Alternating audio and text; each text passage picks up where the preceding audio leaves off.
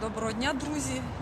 Сьогоднішній вихід в ефір стосується переважно Димирської громади, конкретно пасажирських перевезень, збільшення оплати за проїзд. Але я думаю, що стосується взагалі всієї громади Київської області.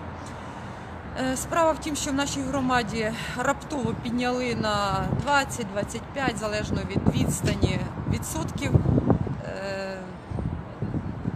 вартість проїзду, і до мене звернулися мешканці нашої громади, щоб ми щось вдіяли.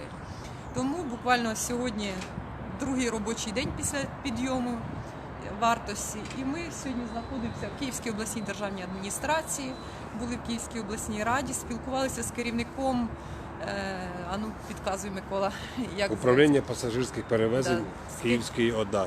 Григоренко Ігор Васильович. З Григоренком Ігорем Васильовичем поспілкувалися. Він, хвалити Господа Бога, йде на співпрацю.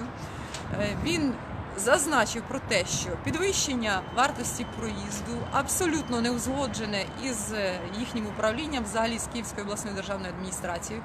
Тому перше моє звернення прямо зараз Димирській селищній раді, голові комісії з комунальної власності негайно зафіксувати факт оцього підйому вартості проїзду, вийти з комісією, промоніторити ці маршрути і зафіксувати зараз вартість проїзду. Тому що отаке несанкціоноване збільшення проїзду – це перший крок до розірвання взагалі договору із конкретним перевізником.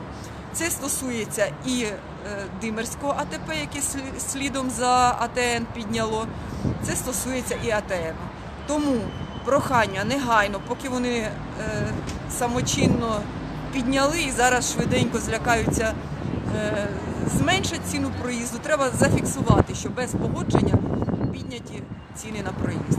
І надалі нам пообіцяли надати їхні обрахунки, як вони обраховують підвищення вартості.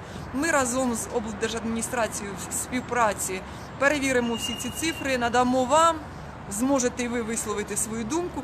Якщо обґрунтована вартість проїзду, тоді нічого не зробиш, облдержадміністрація затвердить їм ціни оці підвищені. Якщо ні...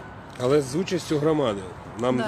Нам пообіцяли, що на якомусь етапі громада буде приймати участь, і буде повідомлено завчасно, там, по хід якихось вивчень, досліджень, встановлень, відповідності цих розрахунків до того, як фактично перевізник, так сказати, обілечує населення. Тому включайтеся, як тільки буде у нас інформація, вона зразу буде і у вас. Так. Але зараз, ще раз наголошую, необхідно зафіксувати, що станом на вчора, на сьогодні вже ціни підвищені. Це обов'язково. Треба виховувати нагадати, що порушників. Взяття плати в такому розмірі на сьогодні це точно незаконно. Так. Це незаконно. Тому користувач послуги може, в принципі, відмовляти. Ми вам не рекомендуємо як громаді, тому що це буде агресивне ставлення водіїв до людей. Тому зачекайте, проведемо певну роботу і будемо вже тоді разом з вами займатися. Якщо потрібно буде агресивно, значить будемо агресивно. Дивіться, якщо голова наш не створить таку робочу групу, якщо комісія з комунальної власності теж проігнорує наше прохання, я думаю, ми самі створимо таку групу, заактуємо і передамо ці всі докази в облдержадміністрацію. І це буде підставою в будь-який інший момент розірвати угоду із такими недобросовісними перевізниками. Ще одна у нас зустріч була по лісовій заставі. Ми були в обласній раді, спілкувалися з керівниками, можна сказати, не з першим, але з керівництвом ради. І домовилися про те, що будемо працювати із мемберами, як вони там, із членами фракції